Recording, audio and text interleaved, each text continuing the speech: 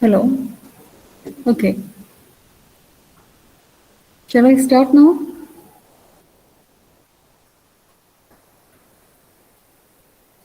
Hello. There are many more to join. Okay, Anurag. Please tell them to join first.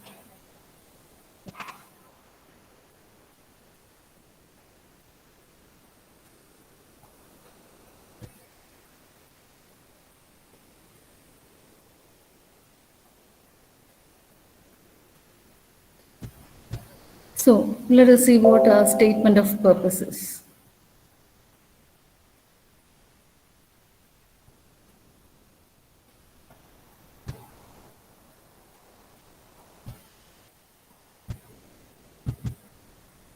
Okay, can you see the screen? Can you see the screen? Okay, Ashwin, very good. Okay, thanks. So statement of purpose. Now, statement of purpose is a statement. It is a written letter that we are writing when we are applying for some particular job. When we are writing a letter, that is, the statement of purpose will specify why we are seeking a job in a particular organization, or why we, and not only for a job, if we are planning to do your higher studies in some area, we have to submit this particular statement. That is statement of purpose. Why we are planning to do such a degree, and that will be most of the universities will ask us to submit statement of purpose, especially when we are doing doctorate or PhD or higher studies. This is a mandatory document. That is, we have to submit the statement of purpose, why we are planning to do a particular research, and what are our interest in doing, why do we choose this area, etc. will be given in statement of purpose. So it is a personal statement. I can write anything I want according to my intention. So it is a personal statement about who you are and what has influenced your career path. So the entire career path you had gone through, and in your career path, what had influenced you in selecting a job, if you are applying for a particular job, or what has influenced you in selecting a particular area of study, etc. If you're going for higher studies, then you should suggest all the entire career path you had gone through, and what motivated you to choose that particular job or that particular studies. And if it is for a job, you should write about job, and if it is for higher studies, you should write about your higher studies. So it is a personal statement. It is your own statement where you state your own views of why you are applying for choosing a particular job, or why you are choosing a particular area of study. So it should include your professional interest. That is, the interest you show in this job or in your studies should be written clearly, and that should impress the reader. Okay, and if you are to be selected for a particular studies, higher studies, then they will read your interest, and based on your interest only, you will be shortlisted. Then it should include where you plan to go from here. That is, why you're choosing your higher studies. After that, what you're going to do. After your higher studies, what you're going to do. Why you're trying for this particular research area, and after your research, completing your research, what are your future plans, etc. will be included in statement of purpose. Then it is a chance to talk directly to the admission committee. Now we have this letter is submitted to the admission committee if you are seeking admission for higher studies. So you are directly talking to the the admission committee that I am planning to do this particular course because I want to go for some other work, or because I'm interested in this particular job, etc. And you are stating your needs for applying for this particular studies. So you're talking directly to the admission committee through this statement of purpose. And if it is attractively written, if they find that this is genuine, they might shortlist it for your admission. So it is a way to stand out from a multitude of similar qualified candidates. Mostly those who are applying for that particular studies, all of them will have to submit statement of purpose, and the one that stands out will be the one that if the admission committee feels that certain candidates are more involved in the studies, then they will shortlist it. So it is a way to convince the committee. So the writing should, whatever you are writing, it should convince the committee that you have the spark, you have the thirst for that particular knowledge. Okay, you are really applying for it. That is, you are really showing interest in what you are applying for. That is what will be written in the statement of purpose. Okay, so this is mostly collected by all universities when you are applying for higher studies. So the way you write the statement of purpose is what that stands out from other candidates. Is it clear? So it is a personal statement written for your career growth when seeking admission or when applying for a particular job. So you submit this. 1 minute.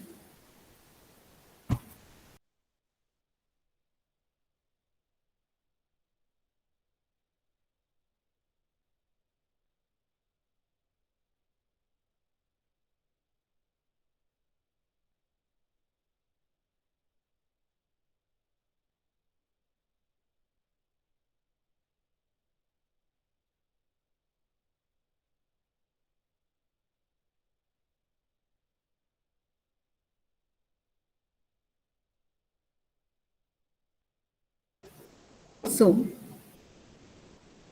So that is about mostly it is submitted for higher studies only. So you will have to state clearly why you are going for the studies, and after your studies, what are your future plans. Now here are certain tips for preparing this statement of purpose. In short, we call it as SOP. SOP, it is the short form for statement of purpose. SOP. So, what are the tips for writing SOP?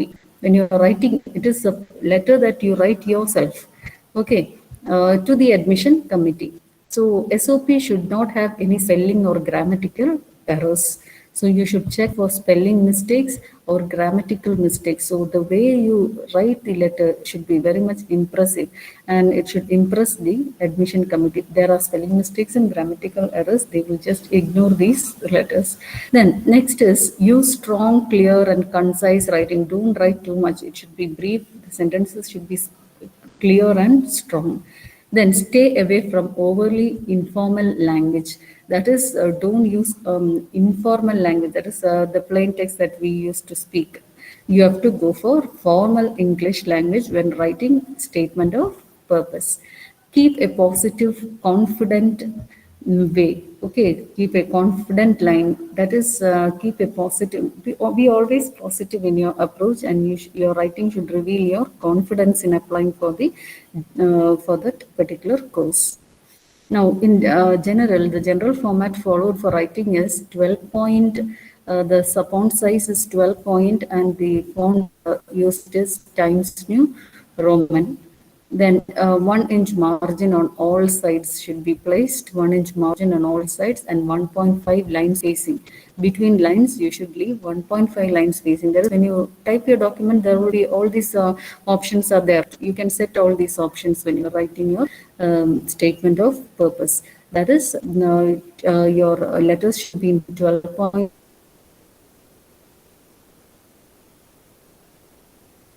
scale, and the font used should be Times New Roman. Then you should leave 1 inch margin also. That will be available.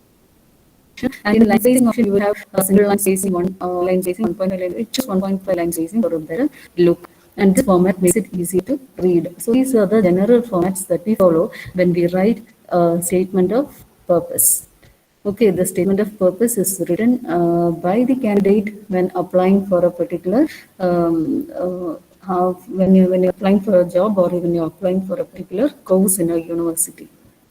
Okay, and this is a direct request.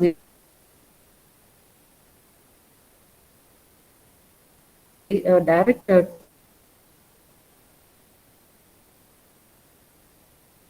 it is just like directly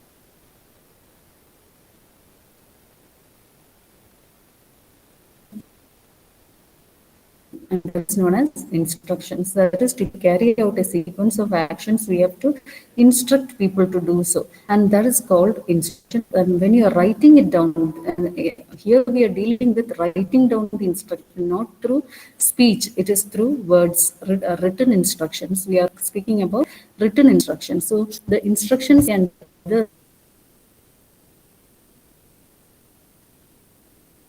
written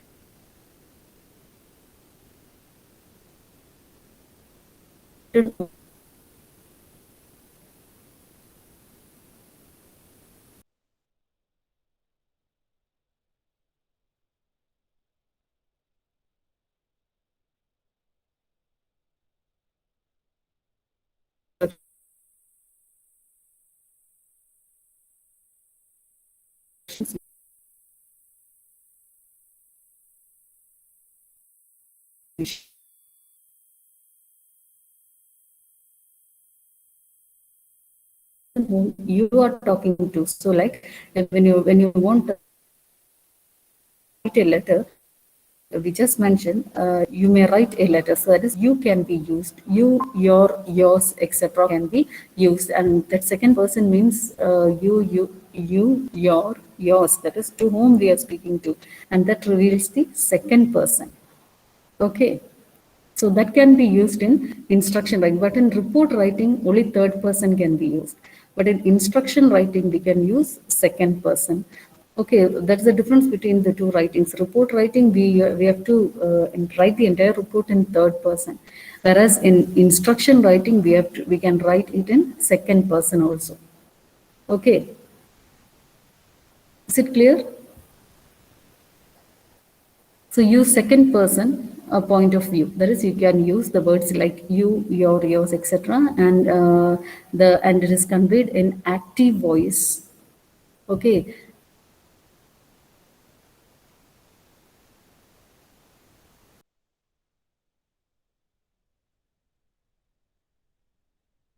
Reports are written in passive voice, whereas instructions are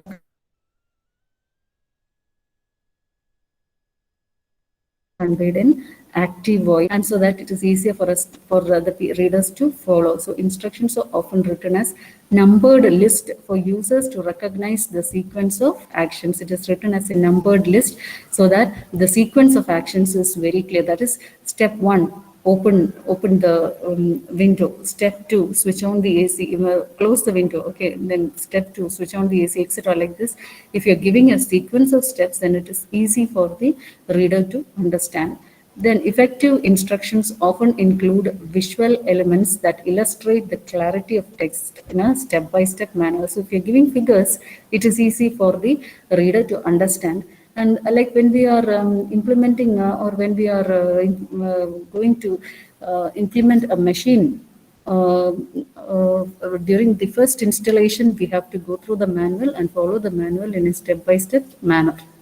Okay, so that is that form of instruction written in a step-by-step. Mostly you might have seen in electronic manuals that come with electronic devices. Usually steps will be mentioned, step 1, step 2, etc. will be mentioned. So writing steps is the better way to convey information, instructions. Okay, then let us see what are the basic features of instructions. So basic features, that is, it should be specific and precise. That is, it should not give too much big sentences and all, very specific, and should be in simple sentences. It should have a precise title, then introduction with background information, then list of the parts or tools and conditions required, etc. should be mentioned.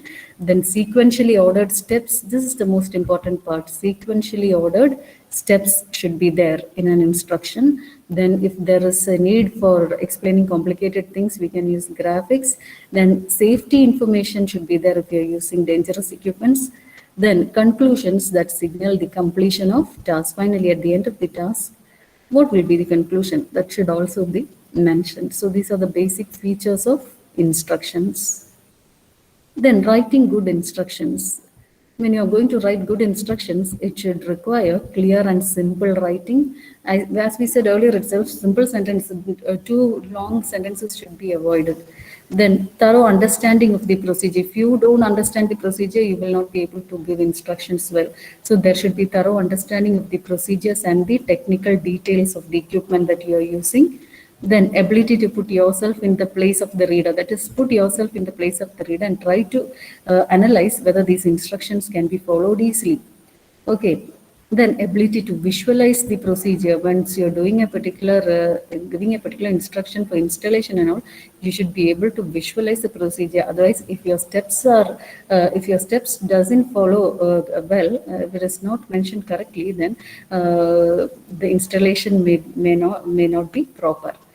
Then willingness to test the instructions on the person you wrote them for. If you have written it for somebody, ask them to read the instruction and test whether they can understand your instructions well. So these are some of the steps that we can use for understanding instructions. Okay. Is it clear?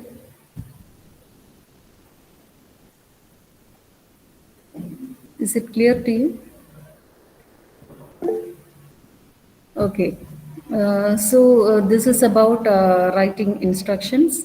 So we discussed about writing instructions and writing statement of purpose. Okay. So in Roshan class,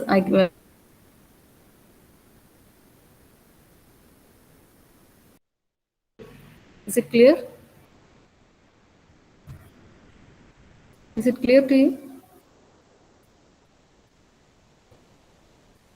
Hello. Okay. Harika. ഇന്ന് അടുത്ത വരെ പരീക്ഷയ്ക്ക് ഉണ്ടാവുക? അല്ല, 5th module ഞാൻ പറഞ്ഞല്ലോ, ഏകദേശം എല്ലാം ഉണ്ട്. അതിൽ ഇമ്പോർട്ടൻ്റ് എന്നും പറഞ്ഞത് നോട്ട് ഔട്ട് ചെയ്യാൻ പറഞ്ഞില്ലേ? ഇന്ന് പഠിപ്പിച്ച 6th മോഡ്യൂളാ? 5th ആണ് ഇപ്പൊ പഠിപ്പിച്ചുകൊണ്ടിരിക്കുന്നത്. ഇനി ഒരു ക്ലാസ് ഇല്ല.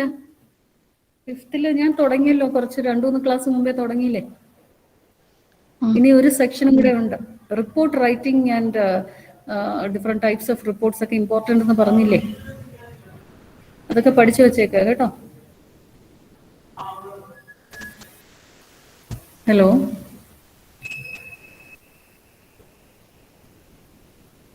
So, okay. Okay, you might leave the session. Okay, thank you very much. So we'll continue in revision class. Okay. Thank you.